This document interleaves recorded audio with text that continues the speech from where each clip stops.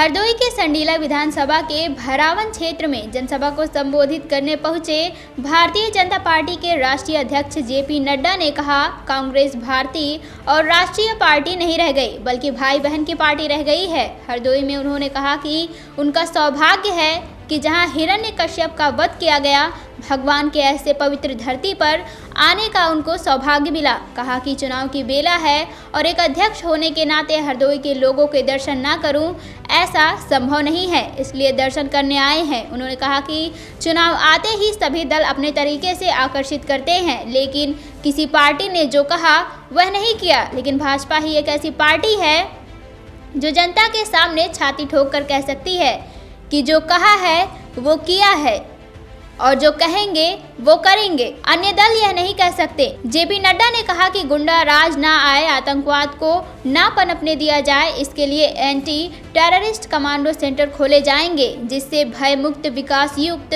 उत्तर प्रदेश का सपना साकार हो। क्योंकि अखिलेश राज में गुंडा राज था, आज महिलाएं सुरक्षित हैं।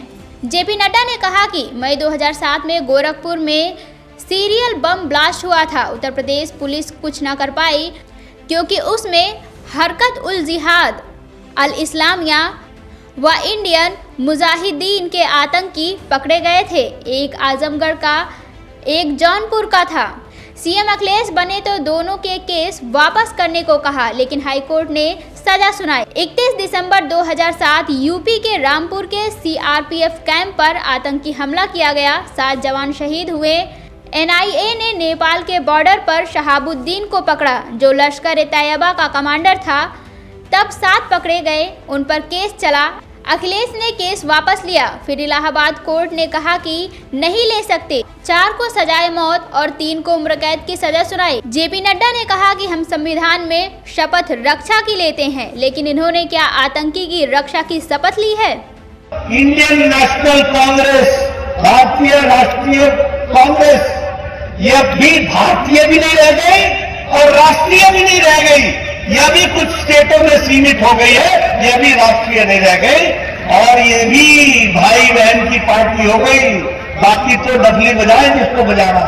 अगर हम एक्सप्रेस हाईवे की बात करें, चाहे पूर्वांचल हो, चाहे बुंदेलखंड एक्सप्रेस हो, चाहे गोरखपुर लिंक एक्सप्रेस वे हो, चाहे गंगा एक्सप्रेस वे हो, ये सारे का सारा एक विकास की एक नई कहानी दिख रहा है। और मैं तो बहुत स्पष्ट शब्दों में कहता हूं, ये सड़कें नहीं है, ये सड़क के माध्यम से उत्तर प्रदेश की विकास की गंगा है। गंगा, ये विकास की गंगा है। और मुझे ये जो हमारा गंगा एक्सप्रेस वे है, ये तो हरदोई से यहीं से होकर के जाएगा, प्रयागराज तक जाएगा। आप देखिए इसका क्या अर्थ बनता है। एक एक्सप्रेस वे पकड़ो, दूसरा एक्सप्रेस वे पकड़ो, दिल्ली पहुंच जाओ, देहरादून पहुंच जाओ, इधर काशी पहुंच जाओ, उधर प्रयागराज पहुंच जाओ। उत्तर से लेकर के दक्षिण तक, पूर्व से लेकर पश्चिम तक पूरी व्यवस्था की गई है विकास की दृष्टि से। मुझे याद है, मैं पिछली बार कुछ जगह कह रहा था, बचपन में जब मैं आता था तो एक होता था GT road, grand trunk road. उस पर अगर एक ट्रक आ जाए तो गाड़ी नीचे चली जाती, और अगर गाड़ी ऊपर रह गई तो ट्रक नीचे चला गया तो ऊपर आता ही नहीं। ये जीटी रोड थी। आजकल उसको नेशनल हाईवे 91 शायद बोलते हैं, जीटी रोड। और वो 4 लेन हो रहा है, और 4 लेन का भी काम चल पड़ा है।